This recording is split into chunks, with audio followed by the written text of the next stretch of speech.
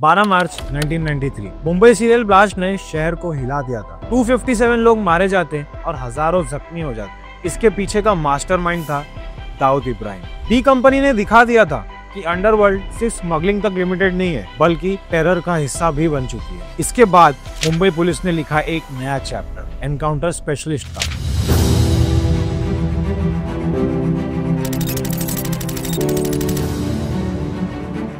आज हम इस एपिसोड में बात करेंगे कैसे इस ब्लास्ट के बाद में मुंबई पुलिस ने कड़क कदम उठाए और एनकाउंटर्स करना चालू किए ताकि मुंबई फिर से सेफ सिटी बन सके। बॉम्बे ब्लास्ट के बाद पॉलिटिकल और पब्लिक डिमांड एक ही थी कि अंडरवर्ल्ड को खत्म करो। क्राइम ब्रांच में एक स्पेशल यूनिट बनी, इसका मीडिया ने नाम दिया एनकाउंटर स्क्वाड। इनका काम सिंपल था, दाऊद और छोटा राजन जैसे गैंगस्टर्स के शार्प शूटर्स को खत्म करना। 1990 तक मुंबई की पुलिस ने 100 से भी ज्यादा गैंगस्टर्स का एनकाउंटर कर दिया था। अलग अलग सोर्स से अलग अलग फिगर्स आते हैं, तो इसकी पुष्टि करना काफी मुश्किल है, पर उनका इम्पैक्ट क्लियर था। मुंबई का अंडरवर्ल्ड काफी हद तक दब चुका था। इस एनकाउंटर स्क्वाड में थे ऑफिसर ए खान, जिन्होंने 1990s में ATS को फाउंड किया, यानी कि एंटी टेररिस्ट स्क्वाड को, और 1991 में शूट आउट एट लोखंडवाला को लीड किया। लोखंडवाला ने परफेक्ट एग्जांपल देखा था एग्रेसिव पुलिसिंग का। उसके बाद आते हैं Isaac Bhagwan, part of early encounters, triple gallantry medallist,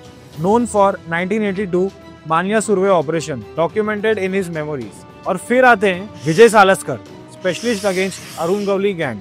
माना जाता है कि उन्होंने 75 से 80 एनकाउंटर्स किए।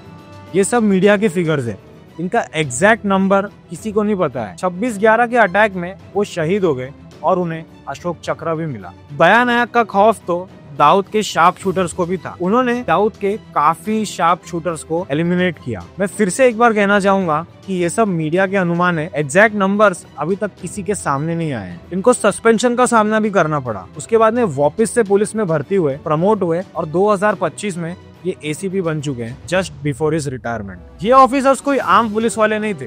मीडिया ने उन्हें रॉबिन हुड बनाया, पब्लिक ने हीरो, और अंडरवर्ल्ड भी उनसे डरती थी। मुंबई की पुलिस ने एक बार फिर दिखा दिया था कि अंडरवर्ल्ड से भी ऊपर एक चीज है, वो है मुंबई की पुलिस।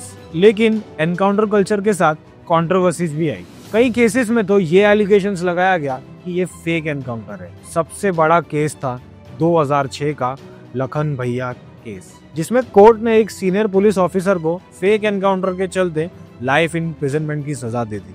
सुप्रीम कोर्ट ने बाद में उन्हें बेल ग्रांट कर दी। इसे ये दिखता है कि सिस्टम के अंदर भी अकाउंटेबिलिटी जरूरी है। 2014 में सुप्रीम कोर्ट ने मुंबई की पुलिस को क्लियर गाइडलाइंस दी। एनकाउंटर करने के बाद में FIR मैंडेटरी हो गई। इंडिपेंडेंट CID और SIT की इंक्वायरी होने लगी। मैजिस्ट्रियल प्रोब और फॉरेंसिक ऑटोप्सी करनी पड़ी। NHRC को 48 आवर्स के अंदर इंटीमेट करना जरूरी हो गया। इससे इंश्योर हुआ कि पुलिस बिना लीगल ऑडिट के एनकाउंटर्स नहीं कर सकती थी। लेकिन इस मॉडल ने एक डिबेट भी खड़ी की, सिक्योरिटी और ह्यूमन राइट्स के बीच में बैलेंस कैसे होगा। एनकाउंटर पुलिसिंग मुंबई की कहानी का एक कंट्रोवर्शियल और ड्रामेटिक हिस्सा रहेगा। आप हमें कमेंट्स में बताएं कि मुंबई की पुलिस ने जो ये कदम उठाए, क्या वो सही कदम थे? क्या ये उठाने के बाद में मुंबई को कोई फायदा हुआ? आज अगर मुंबई एक सेफ सिटी में मानी जाती है, तो क्या वो मुंबई की पुलिस के कारण है? आप हमें कमेंट्स करके जरूर बताएं। अगर आप इस वीडियो को यहाँ तक देख रहे हैं, इसका मतलब आपको ये कहानी पसंद आ रही है, तो प्लीज लाइक करके हमें बताएं।